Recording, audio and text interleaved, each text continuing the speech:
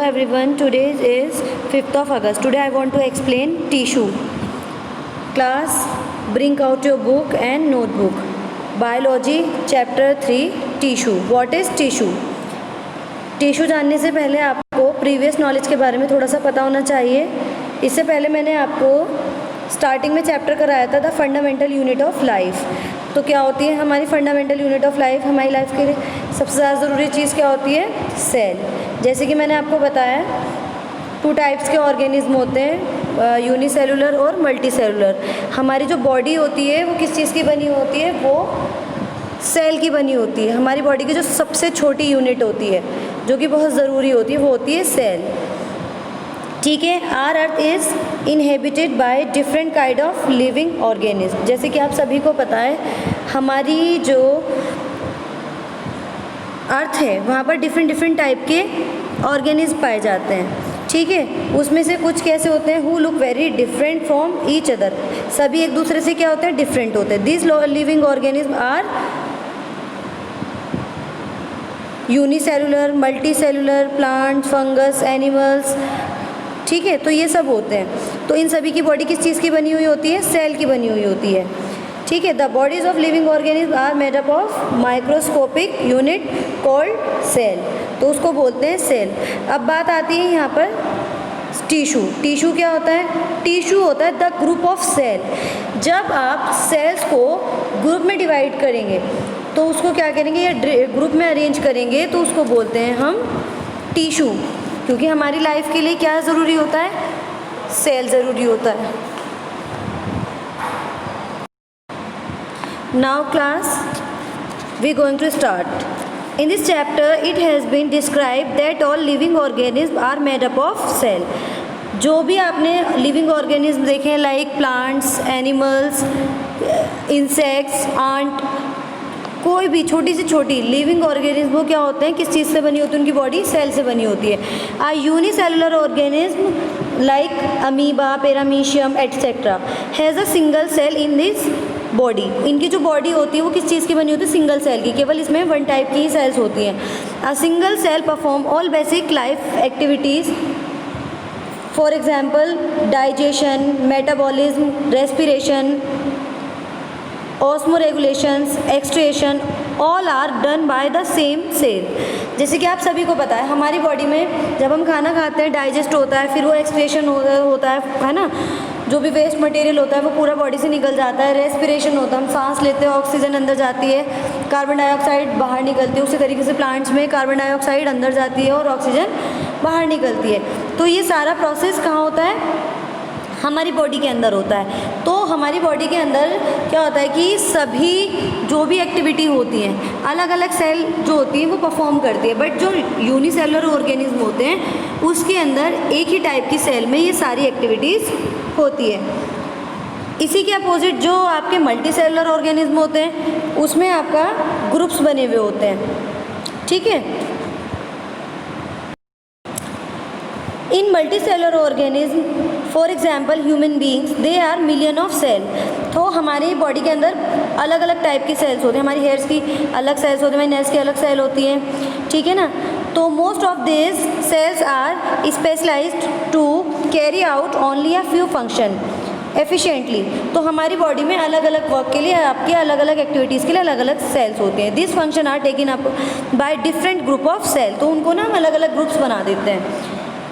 Thus, we can say there is division of labor in the multicellular organism. तो आप इसको क्या कह सकते हैं? divisions of labors. तो आप टिश्यूज़ को divisions of labor भी कह सकते हैं. For example, in human beings, muscle cell contact the relax to cause movement of our body part. Nerve cell और neurons carry message. Plant cell और blood flow to transport oxygen. And food, hormones and waste materials, carbon dioxide and so on. मतलब इन्होंने ये कहा है कि जैसे कि हमारी बॉडी में मसल सेल होती है वो क्या करते हैं? हमारी बॉडी को मूव. जैसे कि हम अपना हैंड है उसको रोटेट कर सकते हैं, अपनी नेक है उसको रोटेट कर सकते हैं. तो ये किसका काम है? मसल सेल का काम है. इसी तरीके से जो हमारा हार्ट होता है या हमारा जो न्यूरॉन, हमारा जो ब्रेन होता है जो वर्क करता है. सपोज़ करो मैं आपके अभी क्या करती हूँ? पिंच करती हूँ तो आपको पेन होगा. तो उससे आप क्या होगा, जब पेन होगा तो आपको फील होगा, तो ये किसकी वजह से हुआ, आपके ब्रेन की वजह से हुआ, तो वो आपके नर्वस टिश्यू होते हैं अलग से, ठीक है। इसी तरीके जो हम सोचते हैं, समझते हैं, वर्क करते हैं, तो वो हमारे नर्वस टिश्यू की वजह से होता है।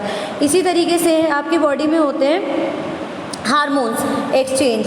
हार्मोन्स एक्सचेंज होते हैं ना हमारे बॉडी में, जैसे कि ट्रांसपोर्टेशन भी होता है ऑक्सीजन और कार्बन डाइऑक्साइड का, तो ये भी क्या होता है, इसके अलग आपके ब्लड टिश्यू होते हैं। फिर आपका वेस्ट मटेरियल बाहर निकलता है ना, तो ये अपना अलग अलग ग्रुप्स होते हैं जो अपना अलग अलग वर्क क्या करते हैं, अपना रोल प्ले करते हैं।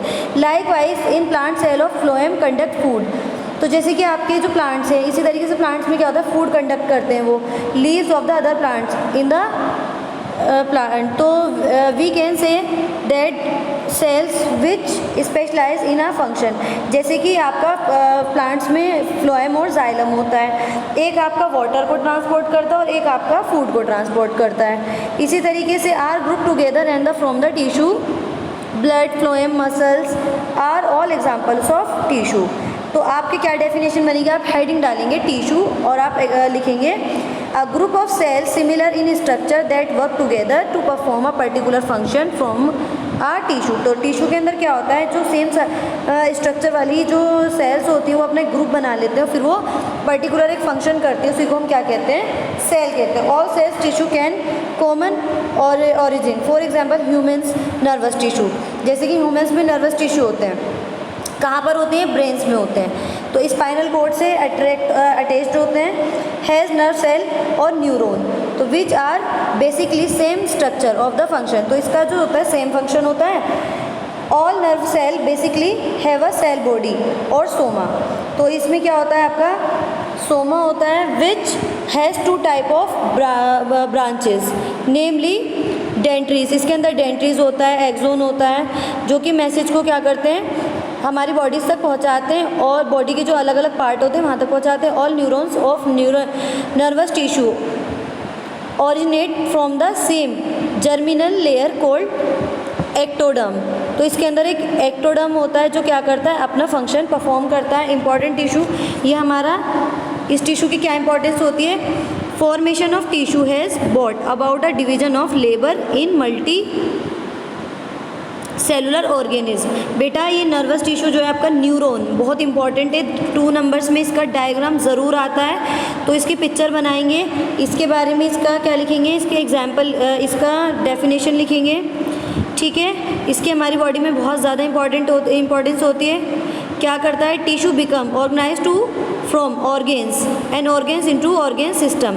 तो ये हमारे ऑर्गेन्स के साथ क्या करता है, कनेक्टिविटी जोड़ता है। जैसे कि आपका फ़ोन है, फ़ोन में आप नेट रिचार्ज कराते हैं, फिर आप अपना व्हाट्सएप चलाते हैं, फेसबुक चलाते हैं। इसी तरीके से जो हमारा मैसेज ट्रांसफ़र करने का जो काम होता है वो किसका होता है, हमारे ब्रेन का होता है। ब्रेन में क्या होता है, हमारा न्यूरॉन होता है, तो ये हमारी बॉडी के पार्ट्स को कनेक्ट करके रखता है। कोई भी एक्टिविटी होती है उसके लिए ब्रेन से परमिशन लेनी होती है। स्पाइनल कोड का इसका में एक इम्पॉर्टेंट रोल होता है, ये अपना इंपॉर्टेंट रोल प्ले करता है। स्पाइनल कोड तक मैसेज जाता है, फिर बॉडी तक, बॉडी का जो ऑर्गेन होता है वहाँ तक मैसेज जाता है, फिर वहाँ से मैसेज ब्रेन तक जाता है, फिर वो एक्टिविटी होती है। और ये काम कब होता है, सेकंड्स के अंदर होता है। तो ये बात थी हमारे टिश्यू के बारे में बेसिक नॉलेज की। अब बात करते हैं हम टिश्यू कितने टाइप के होते हैं। तो देखो सबसे बेसिकली जो टिश्यूज़ होते हैं वो 2 टाइप्स के होते हैं। एक तो होता है आपका प्लांट टिश्यू, एक होता है आपका एनिमल टिश्यू।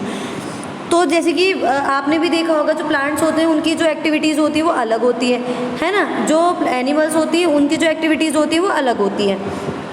तो हम यहाँ पर बात करेंगे प्लांट टिश्यू और एनिमल टिश्यू की। Why plant and animal are made up of different type of tissue. क्यों भाई प्लांट और एनिमल के जो टिश्यूज़ होते हैं, टिश्यू तो टिश्यू हैं, वो अलग अलग टाइप के क्यों होते हैं, तो इसका क्या होता है कारण है जो कि आपको अभी आगे पता चलेगा।